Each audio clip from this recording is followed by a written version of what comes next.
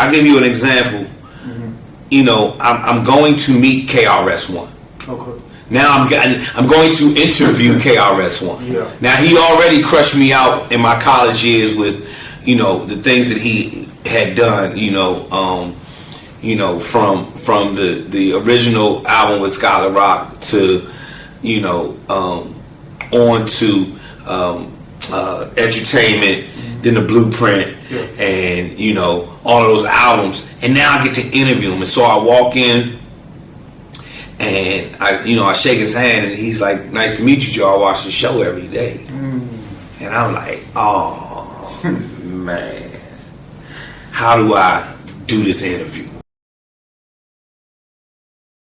I can never forget the feeling of inflamed fists pounding lunch tables, composition books in rotation, bleeding at the margins with jargon, deciphered in ciphers.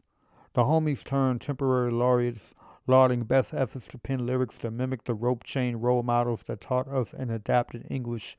I knew you see us. The kids America cast beyond its care that crafted magic with every metaphor born out of drastic circumstances. We, the unsung poets, showed the planet how a rhyme could be fashioned into a war cry or a healing, a proposal or a prayer, a news report or the weapon wielded when wordsmiths battle for sport. We, the offspring of the year 1973 in Sedgwick Ave, did indeed outlast the critics that reduced our revolution to merely a fad. In fact, we gave the world griots that bloom from cracked foundations, peppered otherwise unseasoned speech with sleek turns of phrases, stepped on stages galvanizing fans of all ages, races, and systems of belief.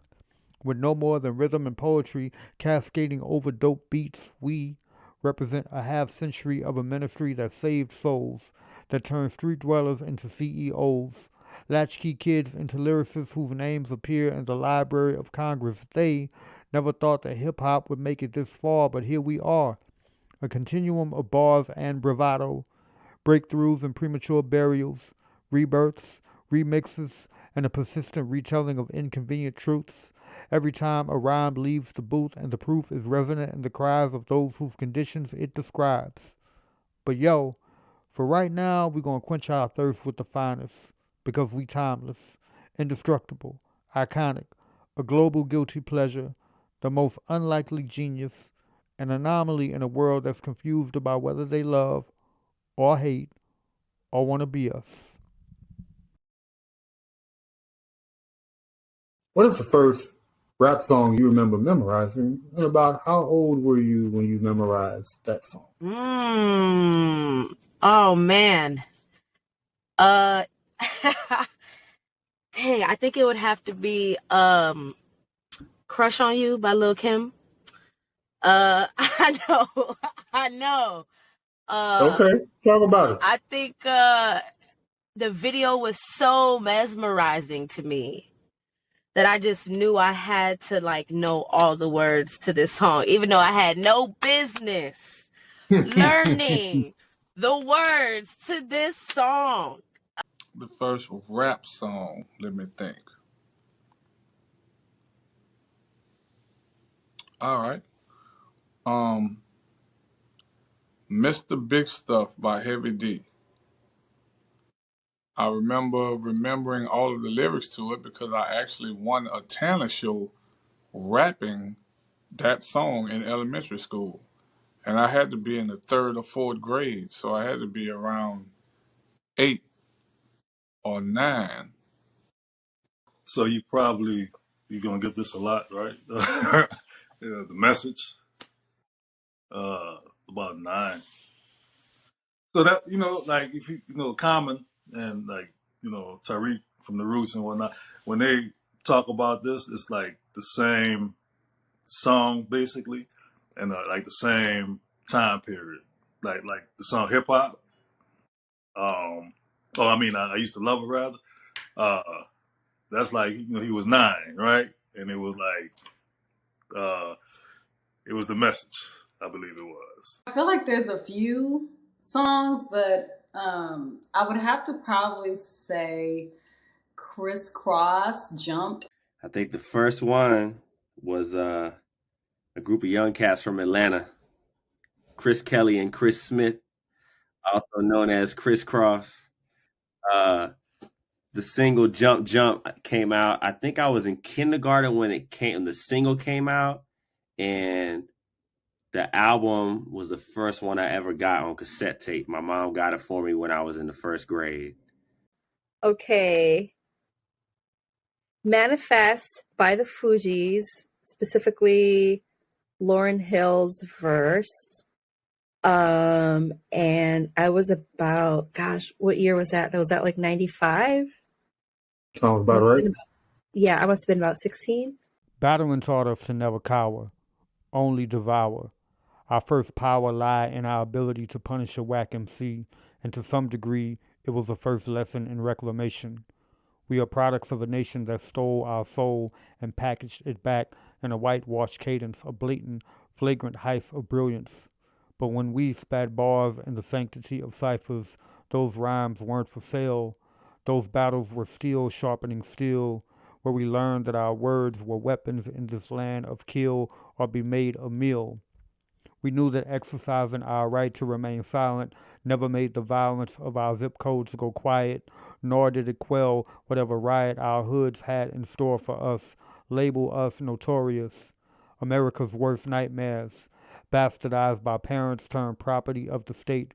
We rocked mics at the height of rocks being piped, watched our elders become zombies imprisoned by a substance their government made accessible. We, the intellectual street poets, school of hard knock scholars, towered over their expectations, birthed generations that would nod their heads to pulsating narratives spewed from the lips of those left to languish. Our language, a blend of ebonics and laureate linguistics, exquisite ignorance crafted at the intersection of imagination, degradation, and desperation. Whether anyone loved or hated, the underdogs clawed our way to the top, came from no airplay to the number one spot. We never needed their props to keep this culture surging. We went from urgent to emergent, which is evident in every lyric, hook, bar, and everybody's verses. I'm a poet from the South who likes hip hop.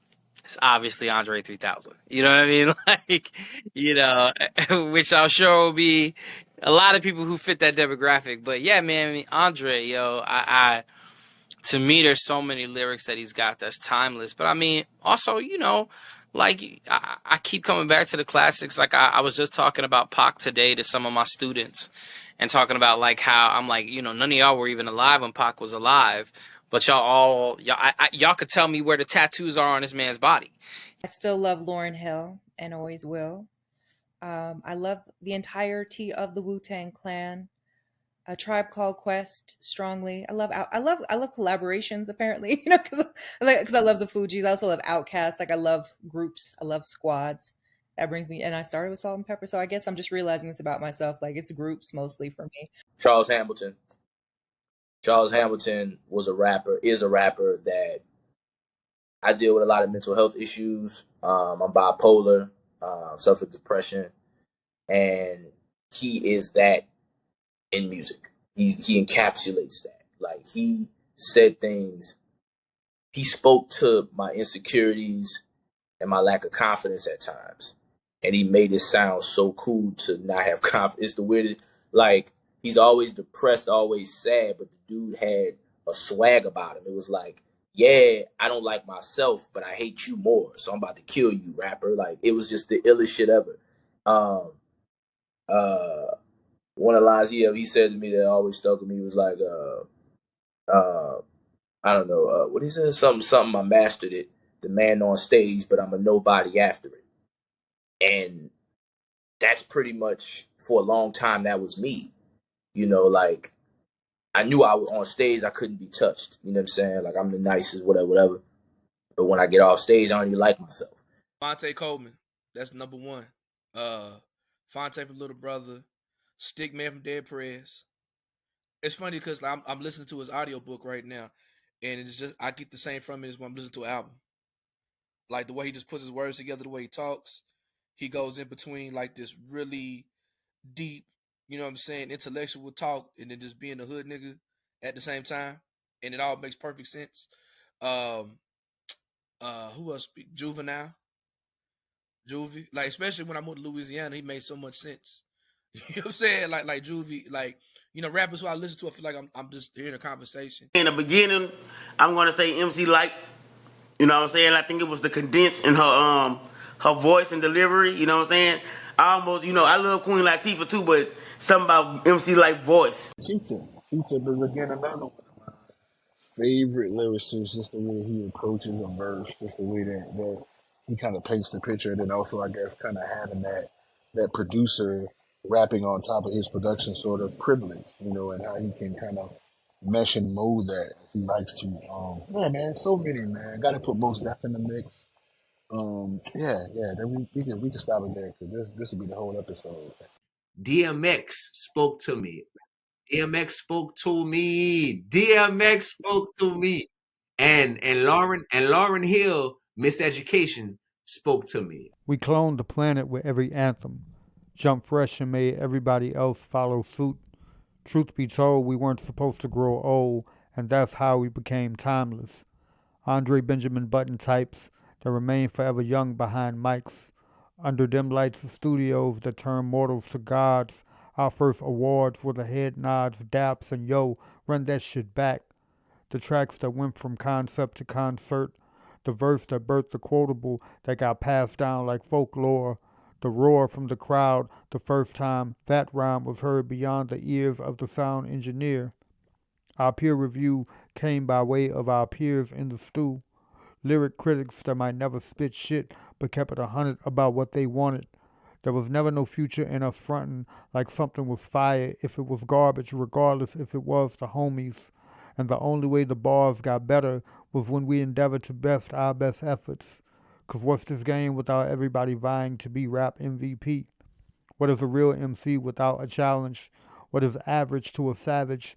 A mediocre rhyme scheme to a microphone fiend itching to show and prove. It's not that we knew the world would one day try to emulate the culture we'd create, or that our art would be used to fuel retail sales, but it wasn't hard to tell we would eventually excel and prevail beyond the limitations of those who just didn't get it. The ones who could not fathom something young, gifted, and black leading a renaissance of thought and innovation. But look at us standing in the glory of we made it, popping bottles to quench our thirst, crafting audio biographies that heal our hurts, doing legacy work on blocks that offered us our first audience. Turns out we were doing more than just making noise and being vulgar and crass. We were creating a sound that would outlast all of our beating hearts. How dare anyone ever say that what we were creating was not art?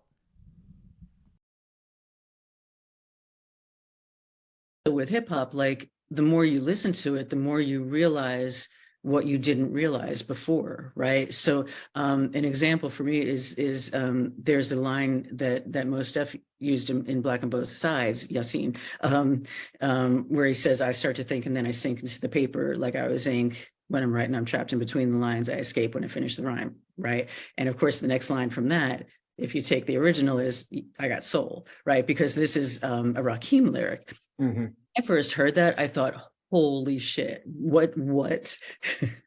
And I thought, oh my, Mos Def is brilliant. Like how did he write that?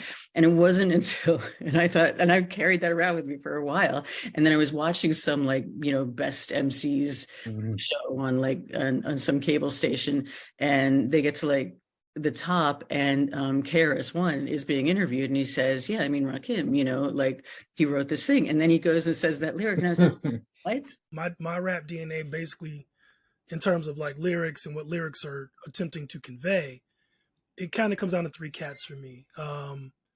Public Enemy, well, actually before them, Ice-T. Ice-T's first two records completely changed my life. They still have an effect on my life.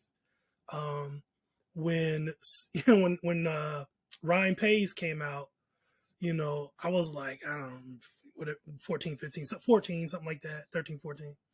And 6 a.m. completely rocked me. I was like, what are we doing at 6 a.m?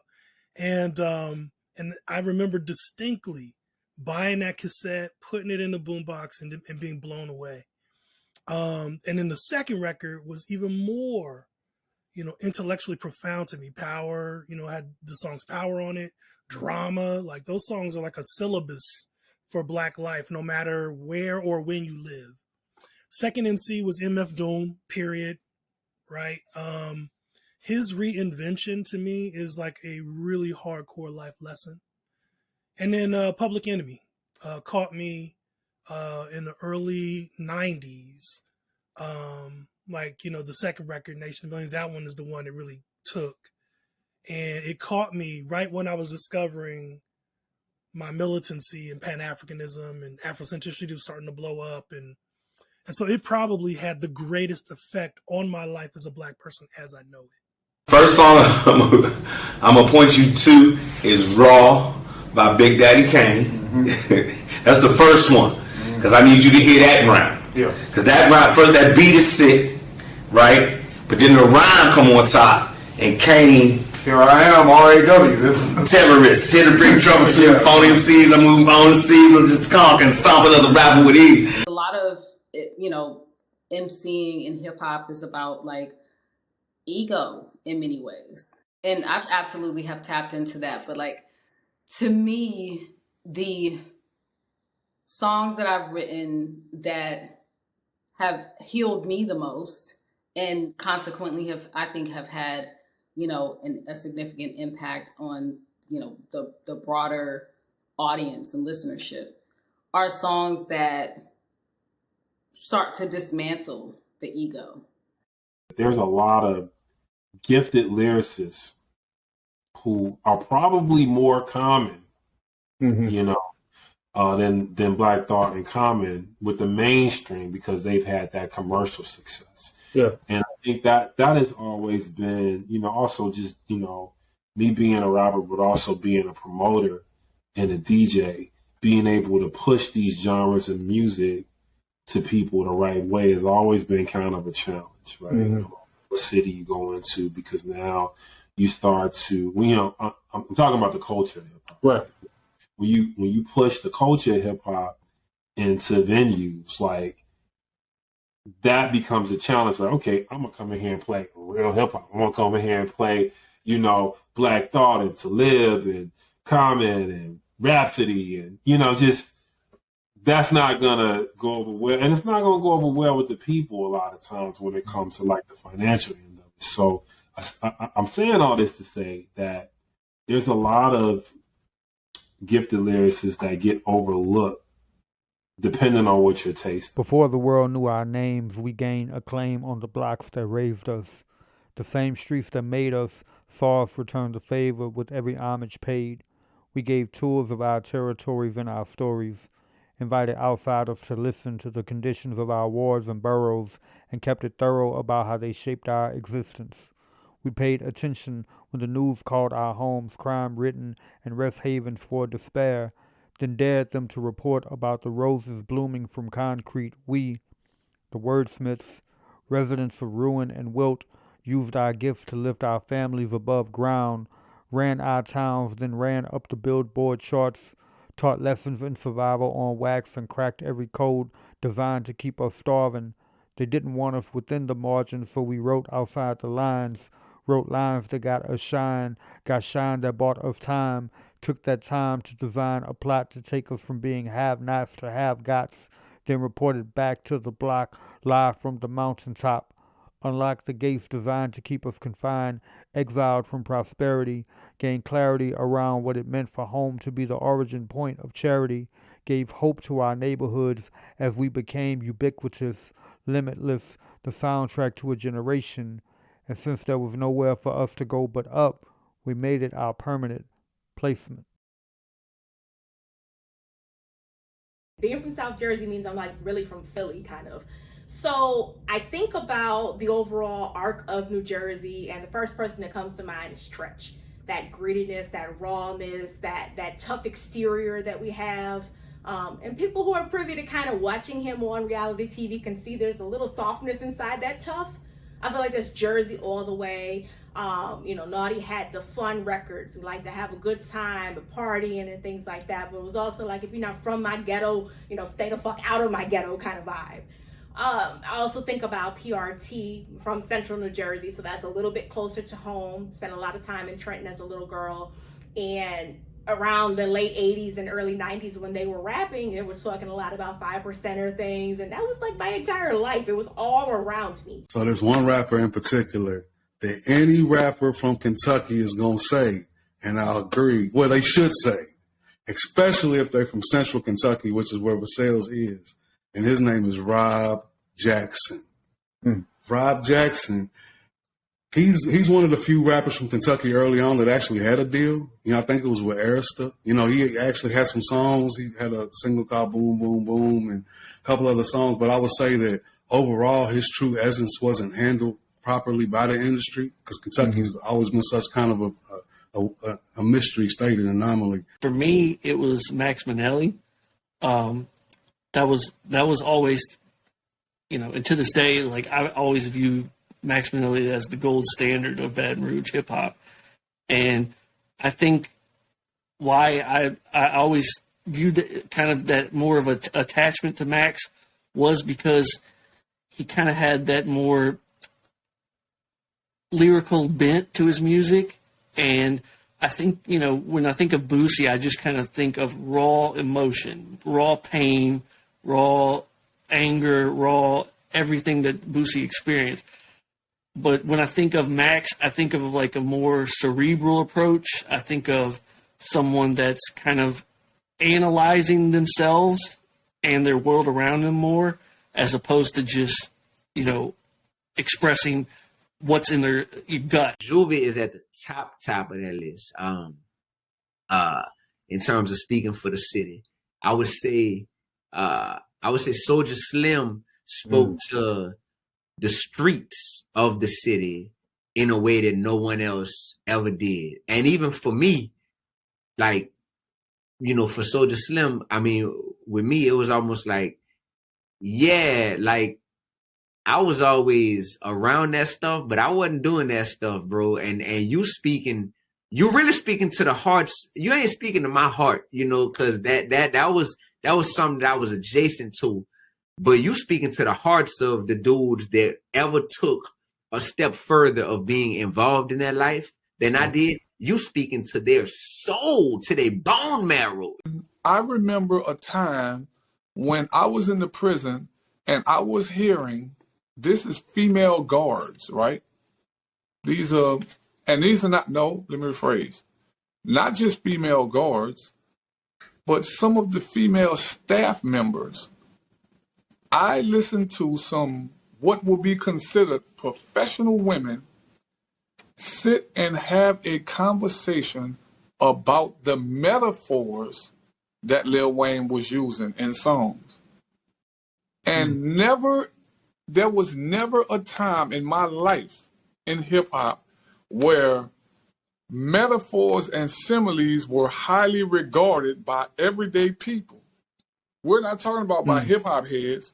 We're talking about by everyday people. And I was like, what the hell? No one can ever say we ain't givers, culture builders. We delivered the gift that keeps on living even after our authors transition to the next chapter. Our decease, rest in beats, rest in legacy, rest with peace of mind that every rhyme was scripted with intention.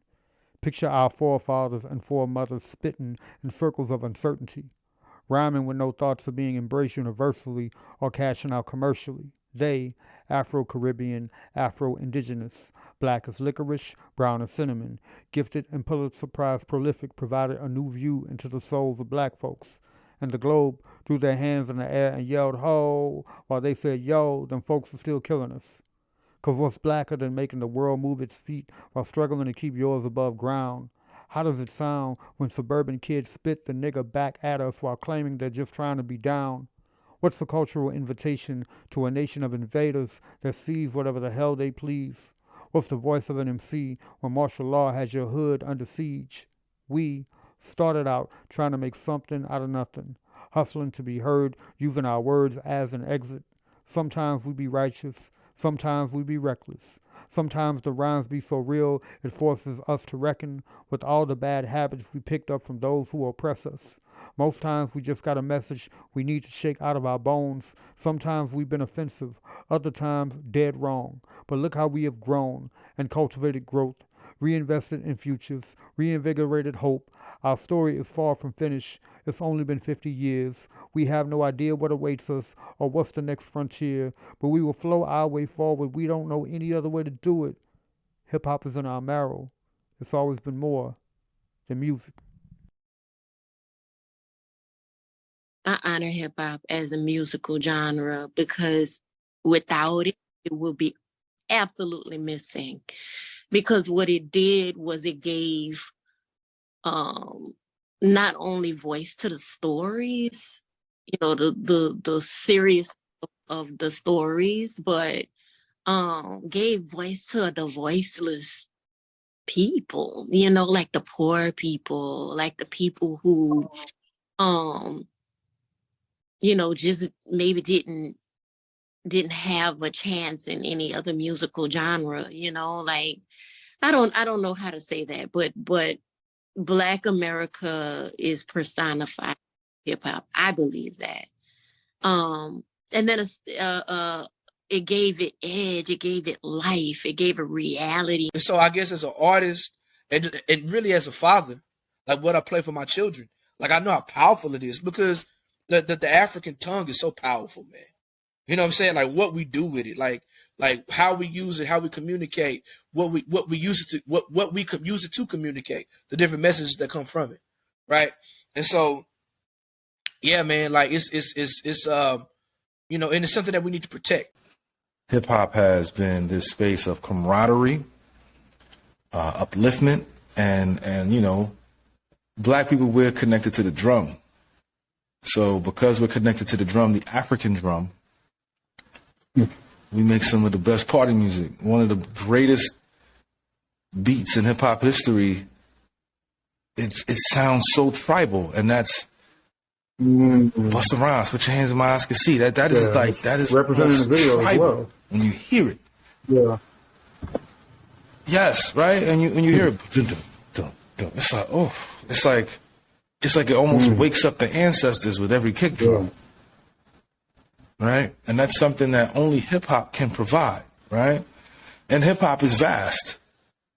I will always say, like, having access to the Black American story, like, allowed me to have access to my story as a Puerto Rican. Like, there's no way I would have really learned the history of the colonization of Puerto Rico and been able to put that and contextualize that and to contextualize my own existence and like my own experience growing up in this white ass neighborhood.